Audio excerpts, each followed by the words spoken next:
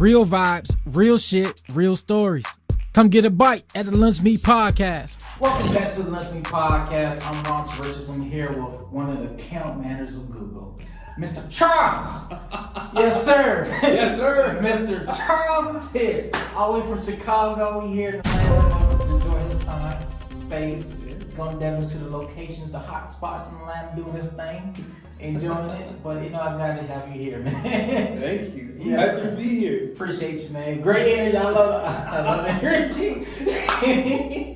Yeah, man. So Charles, man, on the show, we like to talk about people, their background, how they grew up, how you became account manager, your journey, the late nights you maybe had to study for at HU, the real HU. The realest. You know what I'm saying? Howard University, the Harvard of HBCUs. You know what I'm saying? So we like to start there, man. So let the world know in depth who you are. Yeah, for sure. Well, my name is Charles. Right. There it is. Charles. You know what I'm saying? Yeah, I'm from the south side of Chicago, born and raised.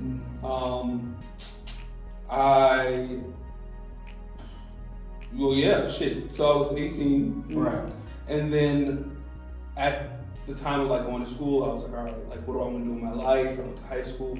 And like the crazy thing when I think back to that point is that I went to school majority with white kids, right? So like me and like actually understanding like in depth who I was always in the lens of a white person. So okay. Yeah, right? I was like, all right, like the only thing really that's significant within my character is me being black. Right. So that played a very pivotal point into at least my self-understanding. And then once it was time to actually start applying to schools, my father was like, what schools did you apply to? And I was like, schools in Ohio, right. Bucknell, like Ohio State. Ohio, like all these like random schools and like, you know, like all these, like diversity numbers were like 4%.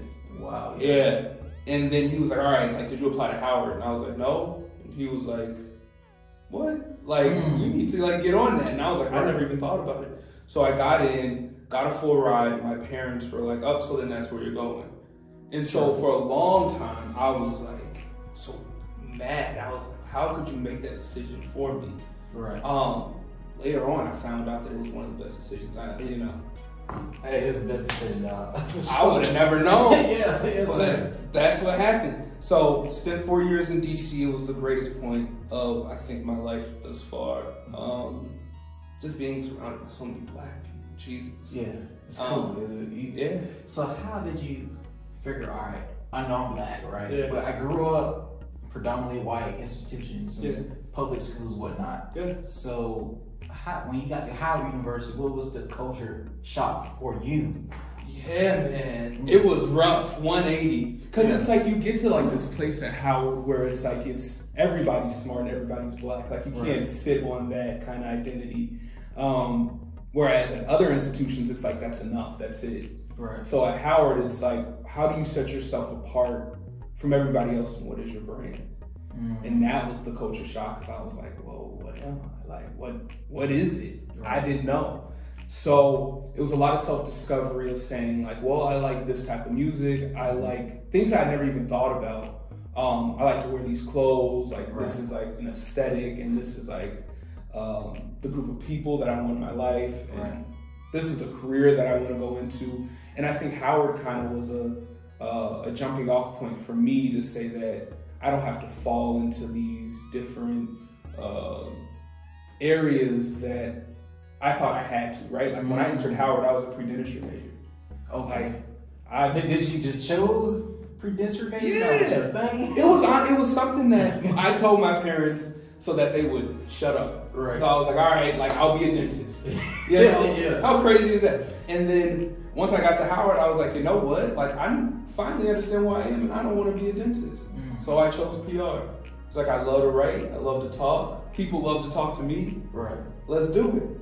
So I think the pro of the culture shock is that like you really do go through these moments where like, you know what, like this is what I want my life to look like and this is what I want to surround myself with. And these are the type of lessons that I want to kind of challenge myself with and like find the answers to. Right. So what What questions and challenges was you trying to figure out for yourself? Yeah. I think it was, what do I want to contribute to society was my biggest challenge and my biggest question. Like, what type of impact? I always knew that I wanted to make an impact, but I was like, what type of impact is it? Like, what do I want to do? And what do I want? What does proud mean? Like, what does pride mean? And how does that kind of like go into who I want to be? Right. Like, how can I learn to be proud of myself? And how can I like manage the expectations of other people being proud of me, right? Like, I thought that pride meant that, well, with my parents, if I have a DR in front of my name, then it's fine. And then I later realized that, no, like there are other avenues where it's like I can be proud of myself and my parents can be proud of me as well. And like, it doesn't have to be a one thing or another, right? Like trying to just make them proud of you. Right, exactly. You'd be miserable, I'll tell you that. Hey, don't do that. Don't do that. So that was it. And I think the other challenge is just like working hard. Right. Like, I think I never really understood that at any other school, especially when I was in Chicago, because like, again, I was just a black kid and like I was just smart. You can't just be smart in that classroom. Like, what else are you? Like, what is working hard? Like, you're not gonna be the only top black student in the classroom. Right. Because there's other more people like, hey man, I gotta stand out somewhere too. Right, and they're black, and like they come from the same place that you do, like, and they have all the things that you have. Like, what else will you bring to the table? How else are you managing your time? How else are you like studying? How else are you getting to where you want to be? And the funny thing about Howard is that like it's crazy because like succeeding at that institution is like the cool thing. Success is cool. It ain't going to fight today after school type shit or shit. Hey, I might slide through this grade type. It's actually success is actually cool. Success is cool. Success is the thing that like if you want to be popular, like where was your summer internship? Like let me know. Like, oh, like you going to Goldman, you going to McKinsey, you're going to Apple, Google, like what's about to happen? And so that type of atmosphere made me strive for more because I was like, you know, I'm not about to sit out here. You're not gonna punk me. Right. Like, you're not about to be out here, you know, make me look like I'm sorry. So I think that's one of the crazy things too about Howard was that like, how can you optimize your time to have the best in like your academic life, your professional life, and your social life? Because the people that are actually doing very well in those two attributes, like academic and professional, like they also at the club too. Right. The reward after you study, put in the hard work overnight. Yeah. You know, rather you be in the club, turn up every night. You got an exam in the morning. Right. Now, I don't think I'm gonna turn up the night before an exam. Right. But your rewards after you graduate. Exactly. Degree. Right. Charles' bachelor's degree in. What was it? BA in Strategic Legal and Management Communication. I haven't thought about that in a minute. Right. Minor in French. There it is. What? Yeah, man. I'm trying something real quick. I took French and Spanish in high school.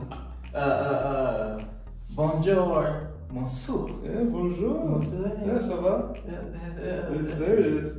Salute. Yeah, sure. I just know my teacher got fired in the middle of the semester, so they put me in Spanish. Oh, no. So that's how I got Spanish. Like, damn. They fired her. I needed one more credit for college. Yeah. Man. But blessings and blessings. So that's cool. So you got communications major and minor in French. How did that become? French? Yeah. Yeah, I did French because I wanted to live in France. Like, I mean, if anybody, I still do. If anybody asks me about the Parisian culture, especially after reading, because one of my idols is James Baldwin. He talks a lot about Parisian culture and how it's different from like American societies or any other Western societies. And so I was like so intrigued by it where I took AP French. I was like in high school, I never missed a French class. And then once I got to Howard and they were like, oh, well, like you need a minor, I was like, I have so many credits, like I might as well just keep on pursuing it and then try to find a company or a job where like I can move to Paris, use French.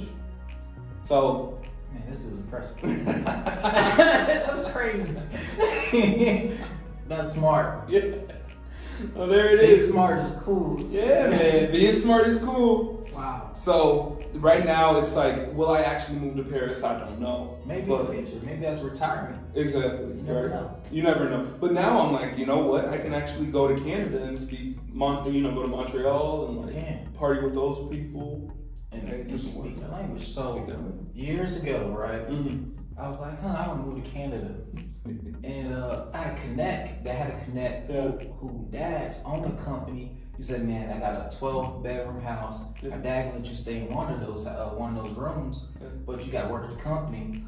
Do you know French? I said, damn, I know the basics. No, they speak fluent Spanish. It was a tele company, you know. So it was like, we got talking phone people and they know English, but majority of them is French. Yeah. So I got to pass the job offer up, but it was a great deal. I just want to live up there. Yeah. Just go. I'm spontaneous like that. Yeah. But that's cool, man.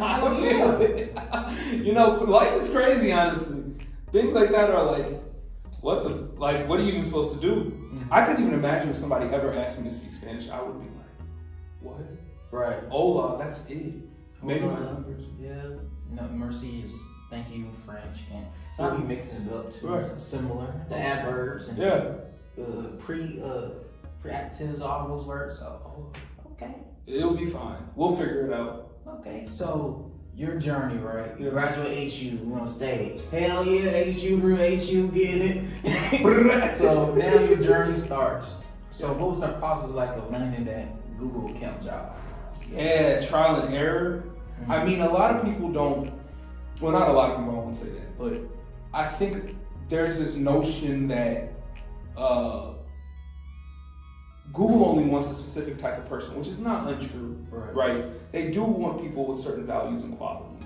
But I think most people don't see the pre-work behind it and like the years of like trying to win a Google internship and like you don't get it.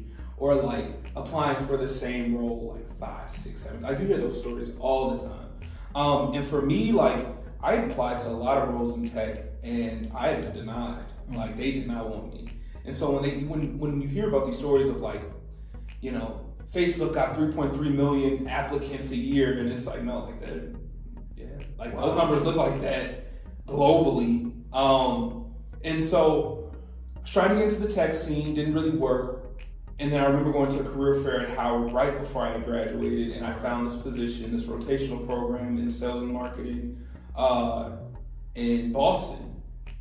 And I was like, all right, like I want to live in Boston. Like, I'm all right. But like, I want to live in Boston because I was like, I want to be surrounded by smart people. Like, you got Tufts, Harvard, MIT, Wellesley, BC. Like, I'm like, yeah, like this sounds like my vibe. So went through that interview process, got the role, moved to Boston. And I mean, Boston for me, especially being black, that was a cool city for like 4 days, 3 nights, like a nice little vacation. And I spent 2 years there, so that means that the rest of the 2 years were hot garbage. I couldn't do it. Why so? There's not a lot of us. I mean, I spent days without seeing anybody that looked like me.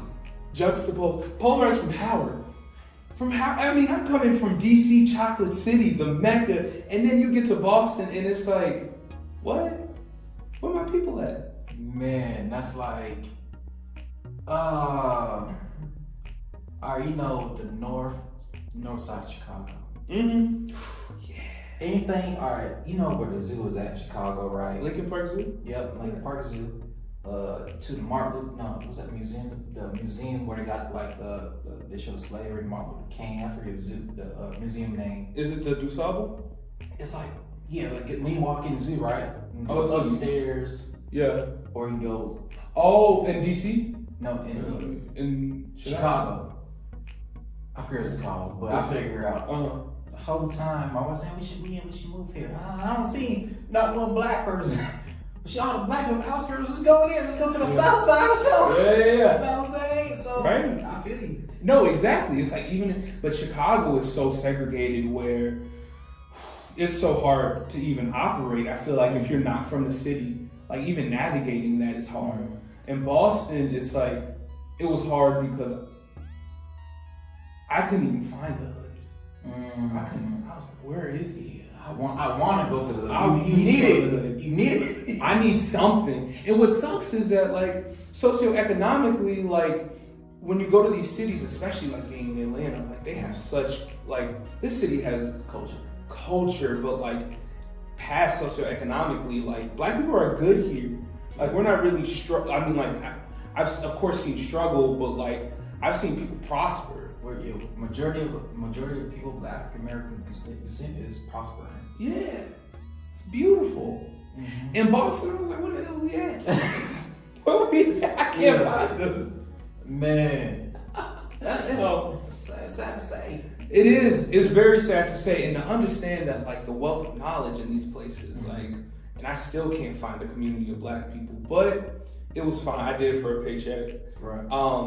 But the funny thing is that my life, I had this life plan of saying that, well, when I am in, like, I'm gonna graduate from college, and I'm gonna work in Boston, and then I'm maybe gonna leave my job, go and find another one, go to an MBA program, and then I'm gonna go to FANG, like a Facebook, Amazon, Netflix, Google, like whatever. So, what was crazy was that while I was actually in Boston in 2018, I got a call. No, I actually got a LinkedIn message saying, "Do you want to interview for Google?" And like that was like, whoa. So it taught me that, number one, like if you work for what you want, like people will come to you more often than you actually going to them. Yes. Like, yo, come on. Yes. It was crazy how I was like, what? Like this isn't happening right now, but it actually was. And so I remember flying out to Google, like in the Chicago office, meeting like everybody, meeting the team, meeting HR, going through all those interview rounds. And then February 14th of 2019, I got the call saying that like we want to extend you an offer, and then that was it. Wow. Yeah, man. Valentine's Day. They were like, yo, you want a Valentine's Day gift? And I was like, hell yeah. I was like, yo, tee me up. Yeah. So I think preparing for Google is like, number one, understanding that like at the end of the day, if you work hard, you can work at any company that you want. Doesn't matter. And I guess number two is that like, never would I ever thought that I would be working at Google at 23. I thought that was a 30, I thought it would be 30. Right. Never. Like super experience. Right. You know all your technology, genre, and jargon. Right. Know what's happening in the market. And it's like, no, like life can just happen and that's okay. Life just happens. Like, and I mean, right now, I don't know what's gonna happen next. But I'm starting to feel more comfortable with that, to be very transparent. Like I'm now starting to say that if I go to MBA, if I go and get it, if I don't, like at the end of the day, like what's for me is for me and what's not isn't, and that's okay. Of course, I'll be proactive with like the things that are for me, but like if it's not an MBA, then it's just not an MBA, and that's all right. You know, that's a great mindset. It's like, all right, you fit in. Yeah. You get in where you fit in, but still you want to progress in life at your own positive rate. Exactly. Hey, so you're not forcing nothing. I'm not forcing anything. What's the point? There's no point in forcing it. I'm like, yo, it's been, and I feel like right now I've been saying a lot of like my positive things. There's been so much negativity, and when I look back, but like it's all about the mindset. Like positivity for me are the things I want to focus on, because the negative things are going to always be present. There's going to always be like a mess up on a project, a bad grade, a bad test, like things that just like throw a wrench in something. But when I look back and I'm just like, I can only pay attention to the positive things because, yo, that's the things that are taking me to the future. I was like, not putting this way, like, oh man, somebody just got shot. Like, damn, at least their family good, right? Right. You just think about the positive things out of negative situations. Right. So what was one situation that you had as like, oh, this is like you had a bad situation, but you made it positive and you kind of pushed through it? What was that for you? Yeah, it was a Google interview. Like that was, That was rough because I was living in Boston and like that was at my lowest, like that January of 2019, because me and the company weren't getting along. Right. Like, I mean, like at one point, like I was the only black male in the office. Like I felt alone. I hated the work. I had discovered that I hated PR. I hated communications. I was like, I don't want to do this. I don't like writing internally, externally. I don't care if I'm writing for you. I don't care if I'm writing for myself. I don't want to write. And I was like, I want to work more with numbers. I want to work more with data. And so the company was like, I remember going to my manager and saying like, I can't do this anymore. Like I swear to God. And so they were like, well, what's your exit strategy? Like, because we need somebody that actually wants to do it. And I remember being so defeated that my first job was ending like this. Come to find out, I was still interviewing for Google. And the thing about that entire situation is that if I was not at that crux of my life, at that like down in the dumps about my career, and then having this one and only opportunity, like I didn't have anything else lined up. Like it was just fuck it, I'm going to McDonald's. If that's right, if that's gonna have to get me out of this. Right. I got to make some rent. Like, what are we about to do? If I didn't actually go through that, then like I wouldn't have actually had the determination, the drive of staying up studying. I mean, I watched so many YouTube videos. I read so many blogs, Reddits, everything about the process. I walked into those interviews like nobody can touch me. You can tell me anything. Right, confidence. Yeah, I was confident because I knew that I put in the work to actually get it because I had nothing else left in me. I had no other option. Right. And that's also a crazy thing about when I think about going forward, like in my future state, is that like there are gonna be times in my life where I have no other option but to succeed. I'm gonna have to. Because it's like you're in, what do they say, a rock and a hard place? Like you're gonna have to find a way. Back against the wall. Back against the wall, you gotta fight. And those are the times for me when I produce my greatest work. I feel like that's for anybody. Like, that's true. When you got something to lose, like when you have everything to lose, like you're gonna have to figure it out and go crazy. Yeah, man. So that's crazy. There's that challenge. Wow. Okay. So became a Google account manager. Yeah. So do you think you can go back to your high school, right? And the kids that just think about, I just want to be a rapper, whatever, or I just want to be other dreams and all that, which is great opportunities, but do you want to help them expand their mindset? Like, I talked to a rapper, Trey's Up. The most important thing that I got from the interview, everything was good, but the most important thing that was crossing my mind was like, man, he's an engineer, but he's a rapper. Fuck the rapper part, you're an engineer. So that's what I remember. You know, like that just stands out most to me. You know, it's like, say you're good account manager, but now I don't start writing. I'm writing music for not art. You want to be for John Legend, something like that one day. But like, I remember you first as a good account manager. This guy is a PR. This guy graduated from HU. You know what I'm saying? Yeah. So, what would you go back to your high school and tell these kids, like, hey, there's more than just this and that what you see on the internet or YouTube or whatever? What would you say to those kids? Yeah, no, that's a great question because I actually just spoke to my high school like March 26th, and I think for a lot of kids it's hard because social media has like changed everything. Good, bad, and different it has. So a lot of things seem very instant, and I think a lot of children can perceive success, or not, I think a lot of students can perceive success based on what it can get you materialistically, physically, that can show like wealth or like money or whatever. What I would tell kids and what I have told kids is that at the end of the day, like do what makes you happy, but understand what happiness is, and like really understand what are those key values that you have that you want your life to look like, but like what does that look like? When we say happiness, when we say pride, when we say self-worth, when we say high self-esteem, like success. Like, what does all that look like? Right. You know, like for me, not just like for me, but I understand for myself that success for me is attributed to happiness, but also there's a monetary value to that as well for me. And like at the end of the day, like, and someone told me this a long time ago, that you can't always guarantee happiness. There's not every day is not going to be a happy day, but every day you can kind of you can say how much money you can bring. Like you can guarantee to some extent success.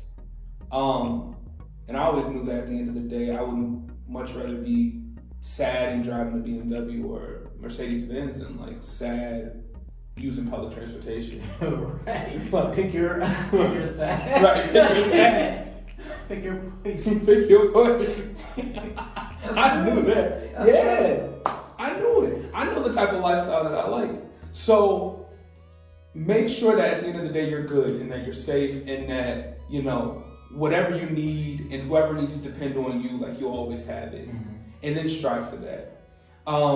If you want to be a rapper, be a rapper. Right. But if the rapping is not bringing in, I think a lot of people misconstrue like a full-time, like this is my passion, to like, what's gonna bring in the money? I got friends right now, right? They're literally becoming a certified, verified artist.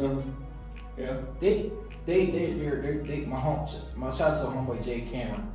He simply explained to me, hey man, a lot of people don't see that artists are working 2 to 3 jobs. You gotta pay for studio time. You gotta pay for the master. You gotta pay for the engineer. Yep. You know, you gotta do club promotions when you're just getting off work. You're tired. You need to get some sleep so you can work in the morning.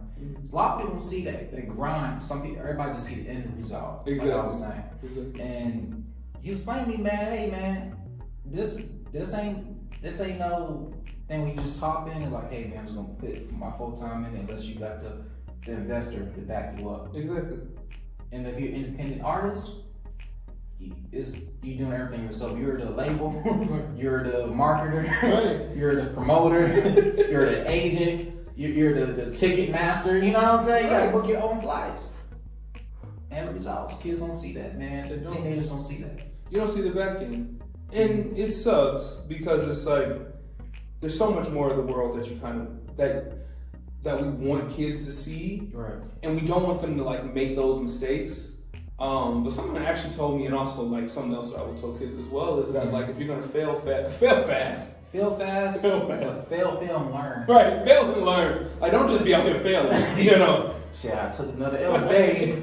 I had a W in about 3 months now. I see another L tomorrow coming soon. You know, you look down here taking the L's like, you know, Right. playing you Pistons and shit. Right. You just fail. Like you just like up, like can't never win. Right. And it's like no, like actually learn from these. And like if you're gonna and fail early. I'm so happy about the failures that I had when I was 17, 18. Oh my God. I feel super early. Super early. I feel financially. Right. I know how to get out of debt. I'm debt free. You know what I'm saying? Right. I'm not doing that. I know what not to do anymore. Right. Exactly. Yes, sir. Yeah. Fail as early as you can. Take those risks. And then if it works, then fantastic. Right. But if it doesn't, learn. Hey, improve. Come back again. Do it again. But at the end of the day, like failure isn't something that you should try to escape. It's something that is inevitable, and hey, embrace it. Right. And don't look at it as a failure either. Look at it as a learning opportunity, and that's it. I'm still failing. Let me tell you. I'm still failing. There's so many things. Doing these episodes, you might catch me slip up one time or Right. so, but I'm gonna keep going, bro. I'm not gonna do that no more. Not that one. You know what I'm saying? But you know, like, so how do you think you can make what you do popular? So, like, do you think you need to show kids or show people, like, hey man, this career provide these, man. I have a retirement plan. Yeah. Have a good future pension, something like that. Like, how do you think Google Account Manager become popular to our culture and community? That's a really good question. And sometimes I think about that as well, like what can I do more of so that these spaces that I'm in, I'm not the only one that looks like me. As much as, and I think that always stems from me like wanting the world to look back at Howard. I miss it so much. Right. I think about it, not as much as I did when I first graduated, but like there are days where I'm like, damn man, I wish I could just go back and like stop dealing with. But what I think is that like number one is exposure. I think that it's my responsibility to like talk about my work, like actually talk about it. And what I've learned is that like kids, I won't say kids can do my job because they can't, or like students, but they can grasp it. They understand Google and they understand how to analyze data. They understand numbers and percentages and data and Excel.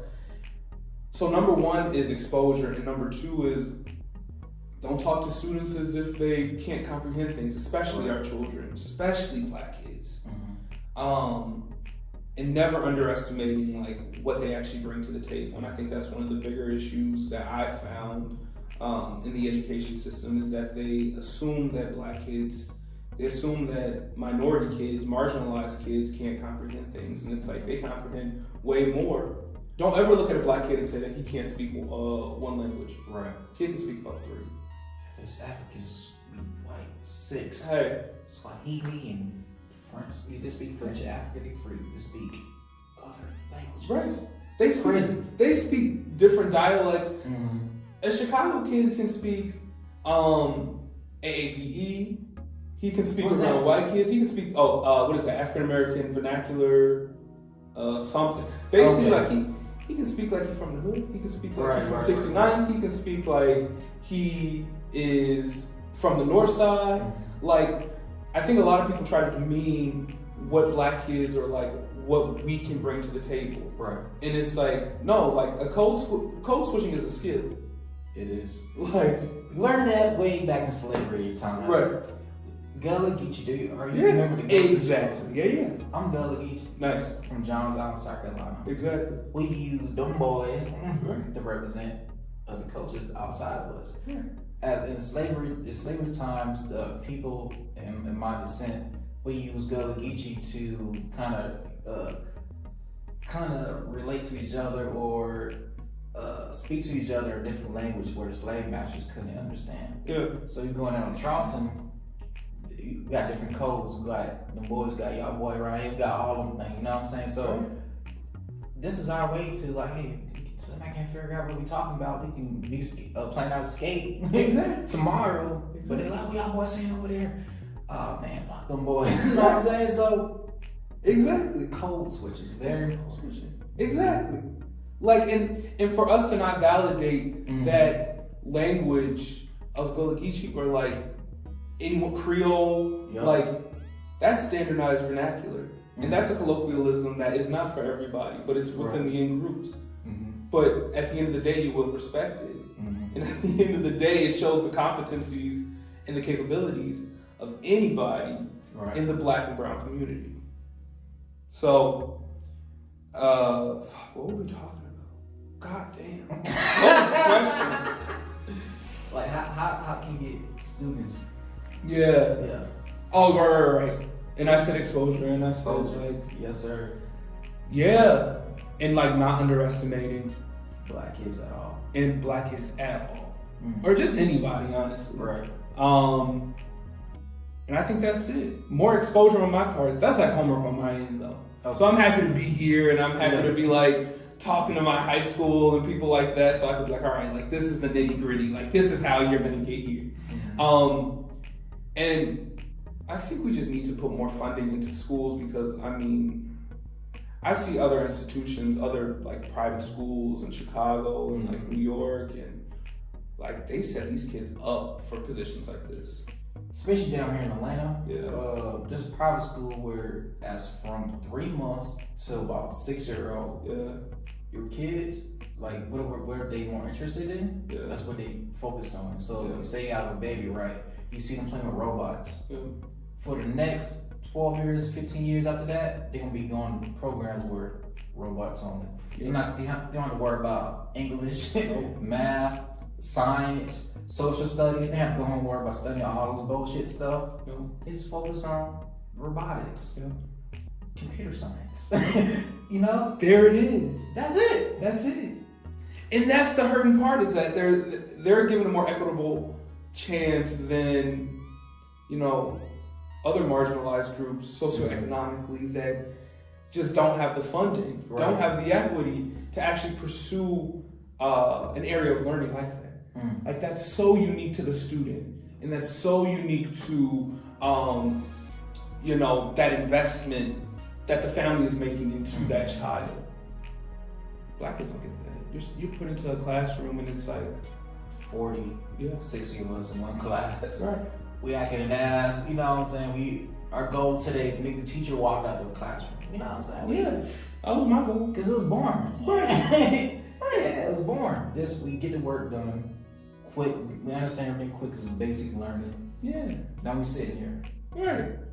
Looking at the teacher, oh man, fuck this shit. I'm going down to the gym, play some basketball. Right. Yeah, okay. So, and that's exactly what I'm saying in that situation. Like, when we think to ourselves, like, how can I actually engage students to say, like, all right, this is what I do for work, and like, this is why you should care. This is why you should give a fuck. Like, at any point in my time, I should never be looking at it in the lens of a classroom. Because my job isn't necessarily in a classroom. Right. Like, I love to learn, but like, it doesn't have to be so structured. No, I'm going to talk to you as if like you comprehend this, you can get it, and like, this is the job at hand. And really try, like, it's now my job to engage you. But not necessarily like in a classroom, but like, no, like, we about to make this money. Like, we about to do a job. This is amazing. Right. Look what it can do. Look what it can do. You maybe gotta pull up in a Ferrari one day to the school. Like, Man. this for Ferrari. You may have, just to see like, hey, man, this career, you can do it. You can have this possibly, about, 20 years in the game. Yeah, 20. There it is. I can't pull up in a Ferrari. Yeah, not right now. Checks ain't that good. About 20 years in the game, this is what can happen. But hey, let's go. So, all right, we're gonna move on. So next, thoughts about COVID-19, the vaccine, and everything that you're feeling right now. So what's your thoughts about that? Thoughts on COVID is that I'm happy that I feel like we're in the fourth quarter. I mean, it was rough. Right. Yeah. I wasn't necessarily as impacted as a fan, which I'm extremely grateful for. Right. I have two sisters. There's me, and I have a mom and dad. And we only got one of the five that actually got it. So it was like, all right. And she was fine, and she got it in Atlanta. So, I'm like, okay, like, our numbers are good at that front. Right. And I mean, like, honestly, like, it was so lonely, like, March, April, like, no one was on the road. No one was on the road. Nobody was doing anything. Masked up. So right now, my thoughts on COVID is that I'm happy that it happened now. So that, number one, it taught me that, like, people stand too close to me, and that's okay. Or that's not okay. Right. People don't really wash their hands as often as they should. That's when you realize all that's nasty motherfuckers. Yeah, that's some nasty people. And you're too close. And like, I've also learned that, like, hey, like, I don't need to see anybody smile. That's okay. Yeah. That is okay. You can tell by that. There's special street, rise up. It's okay. Yeah. I can actually go to a grocery store and have, which is not okay. I don't know. I probably just want to talk to my therapist about it. I can have a full-on conversation with myself, and that's okay. Right. Ain't nobody looking at I mean, like, I go through my day, like, just running it through, like, all right, Charles, we gotta go and do this, we gotta go and do that, like, okay, like, did you get more salt and pepper, or like, whatever. Just, like, little things where I'm like, I actually like this. COVID has actually taught me, like, how to love, yourself. I guess, myself. Love being with myself. Right? Like, enjoy the company that I'm in, like, personally. But yeah, no, it was still lonely. I got the vaccine, which I don't really have any. I trust science to a fault. I feel like. Which one did you get? Pfizer. Cool. Well, you done jumped the shots. Brutality. Your thoughts about George Floyd case that happened in his situation? Yeah, because I was saying that like it's very performative. I feel like in certain spaces, like people outside of the black community, it's like they either want you to perform or like they want to perform. And I say that in the terms of like, if something that happens to the black community that's as triggering and as traumatizing as a police officer actually killing a black kid, killing a black man, killing a black woman, like, and you're watching that, especially in 2021, like you're watching it in high def. Right. Like you seeing it. This is 4K. This is 4K, you know, like you're seeing the death. And it's like, we're all going through this cohesive and like, just like mourning together. Then you got somebody saying some crazy ass bullshit of a tweet, like thoughts and prayers, or like, I couldn't imagine how it feels. No, you couldn't imagine how it feels. You're just saying that just so you can check it off a box. Right. Or like a black box that you put on Instagram. Right. You know? And that is hard, extremely hard. Because as you're grieving, it's like, I feel like sometimes as a community, like we can't even like come together without having somebody else from the out that doesn't even understand what the hell is happening. Like, and it feels like a lot of times, like I have to give people a seat at the table to talk about, you know, the persecution of my race. And that is rough. And it's not even like I'm giving you a seat at the table. Is it white guilt, you think? Hell yeah. Yeah. Hell yeah, it is. Guilt. Because they understand the part that they play within this ecosystem of killing black people. And there is one happening. And so it's like, even with me, like giving you a seat at the table, like I'm not actually giving you a seat at the table. Like I gotta build the chair for you. Right. I gotta push it in for you. I gotta lead you to the table. You know? And that all comes in with, like, I have to teach you. I have to tell you what books to read. I have to tell you where to donate. Y'all don't even do the fucking work. They don't even do the work. Like I'm doing all the work so that like you can actually understand something which you don't even care about because it's still happening. You still allowing it to happen. George Floyd was what, 10 months ago? And what has changed? They just killed a little black girl. Just killed a little black boy. Like, this is still happening. So when we think about police reform on my end, like, there's only so much that I can do when I max out. I max out. Like, I donate, well, I won't sit here and say like I donate so much, but like, I understand the part that I play in like educating people and saying like, this is why we need to care, and like, this is why it's pivotal not only for me and traumatic for me, and why this needs to change for me, but like why this needs to change for my younger cousins, why this needs to change for my younger sister. You know, all these different things at play, and I still understand that where I am in society, like that's still not enough. So what you think is a plan of action for it? White people need to actually fucking do something. They need to do something. Not only am I being persecuted, I'm being persecuted while I'm tired, while I am sleepy, while I have cried, while I'm not even in the best emotional state. Y'all have to do something. They have to do something.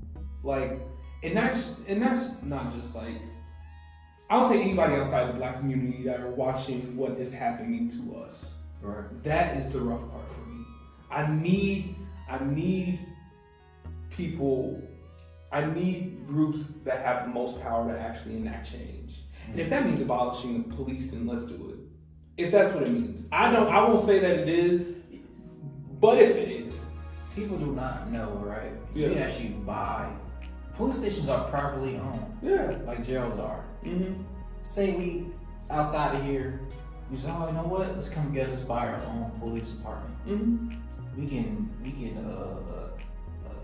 what's the word I'm looking for? Employ the cops that we want, that we interview, that feel like they understand our culture. Mm-hmm. They have a relationship with us. You know, back in the day, the police officer know who Mrs. Johnson is. They know who Mr. Brown is.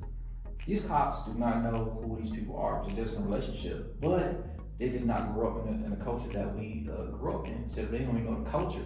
They don't know our reactions. They don't know how we talk. They can't understand our dialect. So they think aggressiveness is like getting loud as aggressiveness. No, it's trying to help you understand our points. You don't understand. So resources to buy our own police officer would be a good start to as well. Yeah. Our own security. Yeah. Hey, and I think that's a great. I love that I just learned that today. Mm-hmm. But still, no. But I will say, but no, I won't go that far. What I think exactly, even to your point, like there is an inequity, there is an inequality that is happening where, at the end of the day, the person that does not understand what people that look like me are saying because they have not done the work to understand our colloquialisms, our dialect, our way of verbal and nonverbal communication, owns a gun, and he is employed to shoot it. He is employed to use forceful actions to shut me up, and you don't even understand what I'm saying. So even when I think about like police reform, it's still, I'm still wavering on the notion of like, where does this even derive from? Where do these tactics even, like, let's go all the way back. Like, whoever thought that to actually de-escalate an issue involves a gun and a taser and a baton stick or whatever that is, like, what does that mean? For what reason? What do we need guns for? I'm not saying that necessarily, like, I'm not saying guns are good or bad, but I'm saying, like, why are they needed to de-escalate? Who is teaching, who has taught, who has built a curriculum to actually understand when a gun is permissible to use? I don't know. And I think that's an open question, and I think that's also the work that I have to do to actually understanding, like, where do I want to go from here? But in actually enacting that change, when I even look at, like, our U.S. Government, there's not a lot of people that look like me. There's not. It's majority white. I need for y'all to actually do something so that, you know, people that look like me can stop dying in 4K. So do you think, right, these officers are, say they grew up in this area, good old Gwinnett County, they on like Zone 6 Atlanta, do you feel like they should not put police officers in these environments where they do not understand?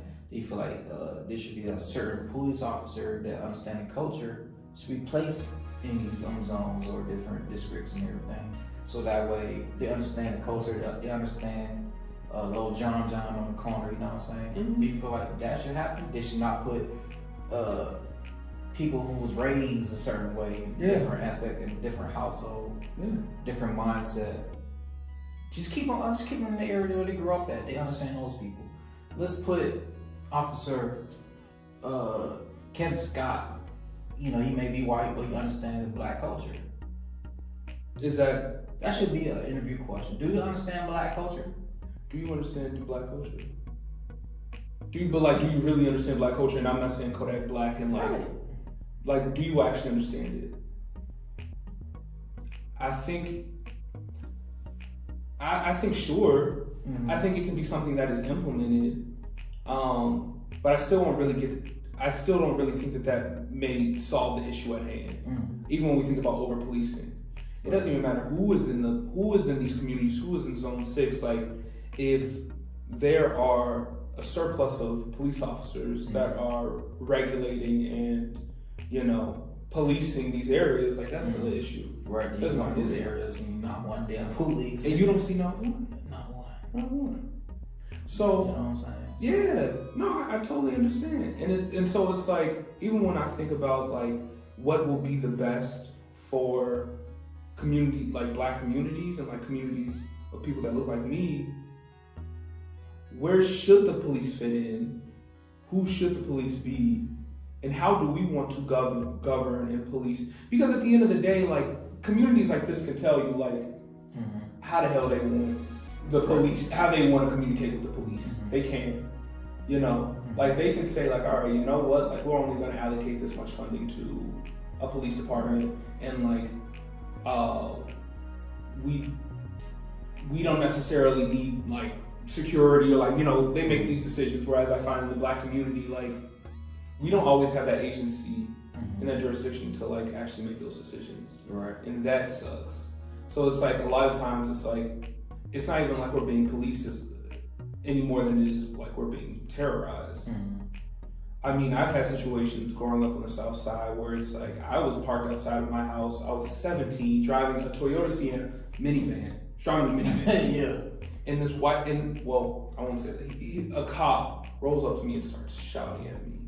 Why are you parked in front of this house? Why are you sitting in your car? What are you doing here? Like, what is happening? Do you live here? Mind you, like, it's not like I even like live around people that don't look like me. I live in a black neighborhood.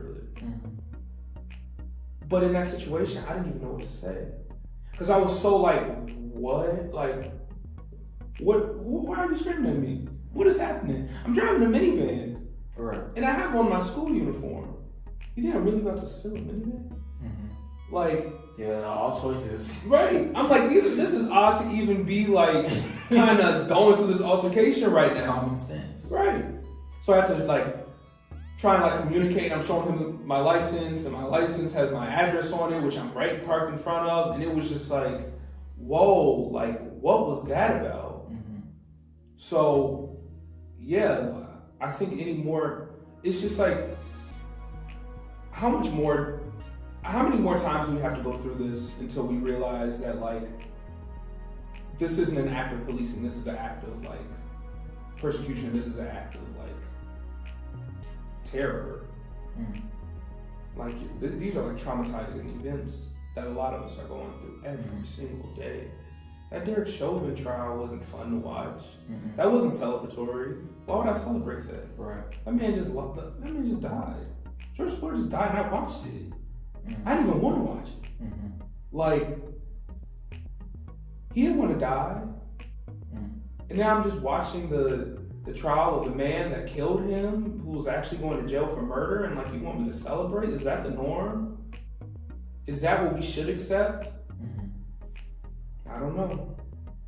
I just feel like sometimes the bar is really low when we think about police brutality and police reform and like what we actually want. Like there's so much more change that we can do. There's so much of a more beautiful world that we can kind of cultivate.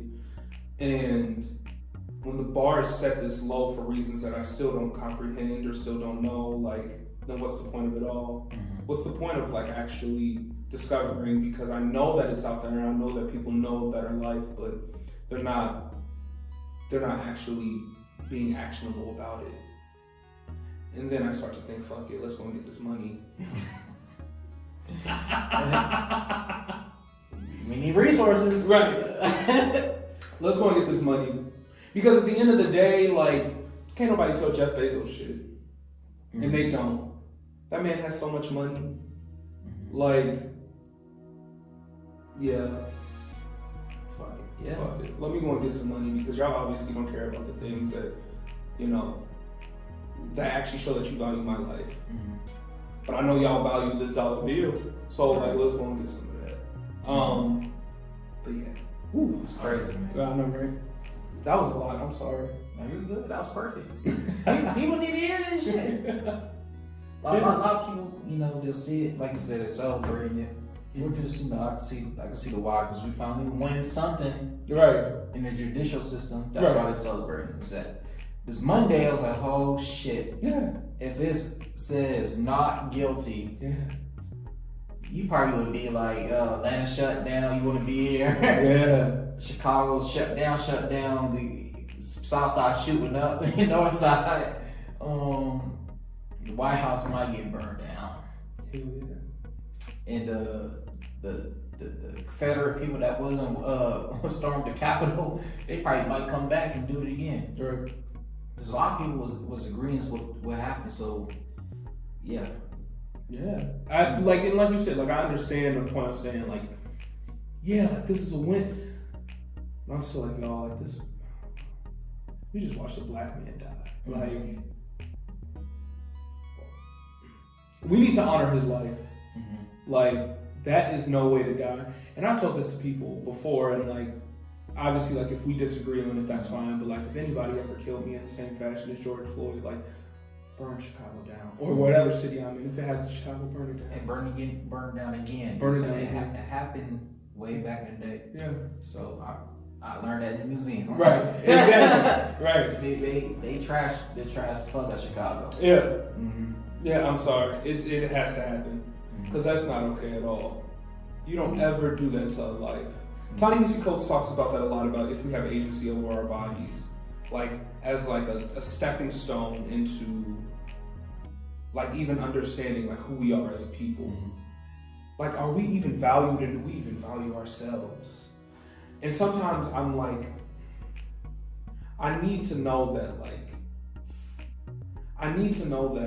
for myself and the work that I want to do and the impact that I want within the world, like, my body matters. Like, and I will show that in any capacity, right? Like, and I want others that I love to show it in that capacity as well. And if that means burning it down, if that means like honoring it in whatever way, and I think that about others as well. Like, there's no way that if anybody did anything to my mother, like, you would not hear about it. Y'all gonna hear about it, right? Like, y'all gonna see it. You're gonna listen. Because there's no way that in this world and in this society in 2021, you're not going to honor any life, any human, no matter what they look like, from actually giving them the chance of living. And we're being, that opportunity is being stolen from us time and time again. Like, it's crazy. You're like taking lives, like, what? Hello, oh my God, please don't tell me I'm gonna butcher her name. Right. Is it Kamaya? The 15-year-old woman. Girl. What I learned from the story. Yeah. Alright, so this story I heard. She called 911 for help. Right. But, you know, this story, the first story, she called 911 for help, police came and shot her. That's all I heard. So now the whole video came out, the whole story got released. Yeah. She called 911, she called for help, police came, help her out. What she did in front of police got her killed. So, you know how she ran outside with a knife, tried to stab a girl in front of the police. You know what I'm saying? One girl fell, they didn't shoot. One girl's she had like this about to stab a girl in front of the police. The police told her stop. She kept on going, that's when she got shot. And they shot her. Yeah, I mean, I would say my personal ass would tase the fuck out of her. Yeah. Because she dropped a knife. But she's only, 15? 15-year-old girls can't take no fucking taser. Or, you know what I'm saying, the brave police officer tackle the fuck out of her. But as a police officer, you gotta look from their eyes. Oh man, what if I just tased her, but she still had enough momentum to stab a girl? You know what I'm saying? Because it's like, remember like back in the day, those high school fights? You talking shit in the house, you come outside when your homies not like come outside. Now you got confidence. She felt like police was on her side. So It's different. I think even like the optics of it, but I think just taser, I like, you know. there has to be. Go to court. Find out in court. You'll have possibility of winning. Yeah. No, you're right. But I still think that, like, even when I look at police training, like, this is like 16. I don't even know how long police training is. But, like, either that's an area of opportunity or, like, that's a gap within the curriculum of saying that, like, you couldn't prevent that from happening so that she could still be alive. like, y'all not learning how to deal with knives? Mm-hmm. So if somebody has a knife, you shoot them? I'm sorry. You shoot them? That's so... That's disheartening. Mm-hmm. What if I got a fucking stick? Are y'all gonna shoot me? Mm-hmm. I'm not saying that a knife couldn't do, like, big damage, because it definitely can. The thing is, alright, that's black or right. Yeah, I don't want to do the black and white thing, but there was a white guy video came out. He was chasing police with a knife around on his car. It was back up, sir, put it down. Swinging this shit at them and everything. Put it down, sir. Just put it down. All we're gonna do is talk. Put it. But pow, pow, pow, pow. Exactly. Mm-hmm. That part is like, it's disheartening. Right. They're so hungry to just shoot a gun at us. You can tell that they're so afraid of us. Yeah. So afraid of us. And I don't get why. I learned at Howard that black people, the black diaspora, like as a people, we are the nicest people in the world. Yeah. The nicest. Like, the mere fact that we have not like actually burned down the country that we built until we are given what we are rightfully owed shows that time and time again. Other communities wouldn't do that. They wouldn't do that at all. So sometimes I just think about like the persecution of our race, and it's just like, we're not even like that. We're not. I mean people all the time, and I'm like, wow, like you are such a kind soul, and that's not something that's just given to you. That's not, well, how can I say this? That's not necessarily something that like you learn. Like that's something where like that's just in like your aura as a person, and like you see that within generations of like you and like your mother and your grandmother, your grandfather, and like all these different people, and it's like after all the struggle that like we can all identify that each of us have gone through, like we still have this joy within our hearts. We can, I've never seen black people laugh. I mean, I've never seen, I've never seen another group of people laugh as much as black people. I mean, we laugh like we do laugh. And people want to know, what are you laughing at? I don't get in the joke. Right. You won't understand. You wouldn't understand it. Yeah. It's beautiful. It's really beautiful. I love whenever I'm in black spaces and like we're just laughing because the shit is so funny. And I don't even know what it could be about right now, but like, or in a restaurant, you see a black counterpart, something happen, you gotta look. You gotta look. Right. you shout, yeah. You know, yeah. Because we know. We know. Like, you give that eye contact to somebody, and it's like, yeah, like we both be. This shit is crazy. You wanna know something else that's crazy? Like, okay, change the subject. Right. When we talk about crazy things, I go to a Smoothie King today because my friend, he was like, he's big on like juicing and smoothies. Discount on Fridays. Is that why he told me to go to that? 10%, 5% discounts. Oh, I didn't know that. Oh yeah. Okay, for sure. I go to one. It's one in the city. It's in that's not Edgewood. I don't know what neighborhood it is, but it's somewhere. And so I pull in, and of course somebody is in the parking lot covering the actual entrance into the Smoothie King.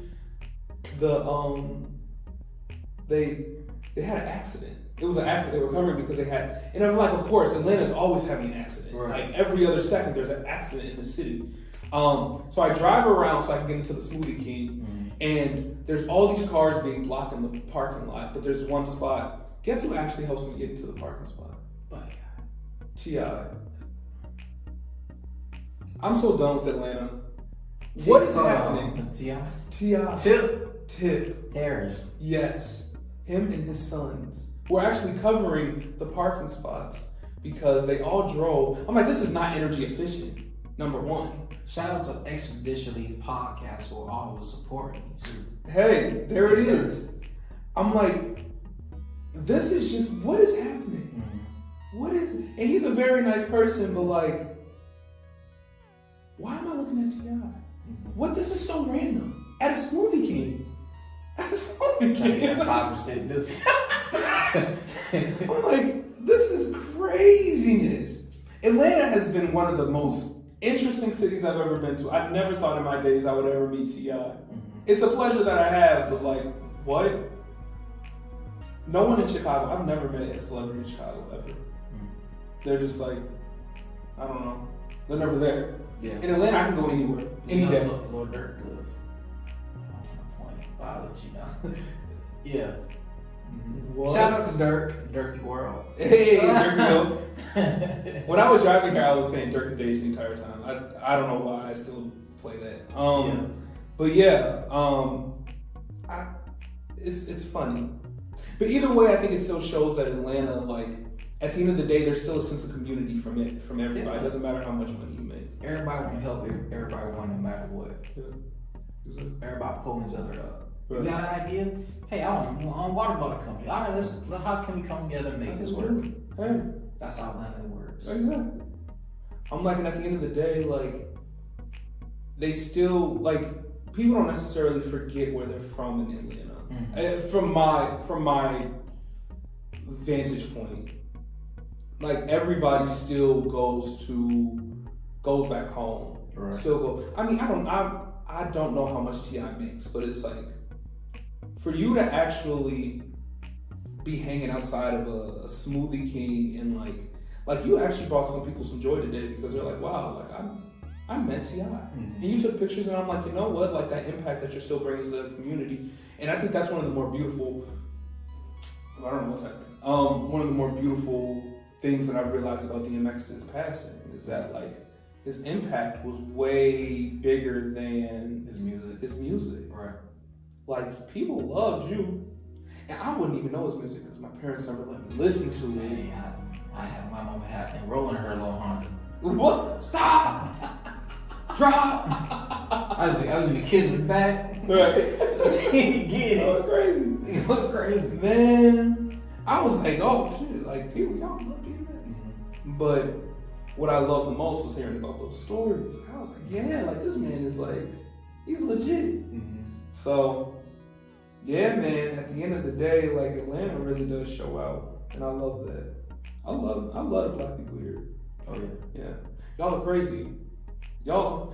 I'm from Boston. But Atlanta is lovely.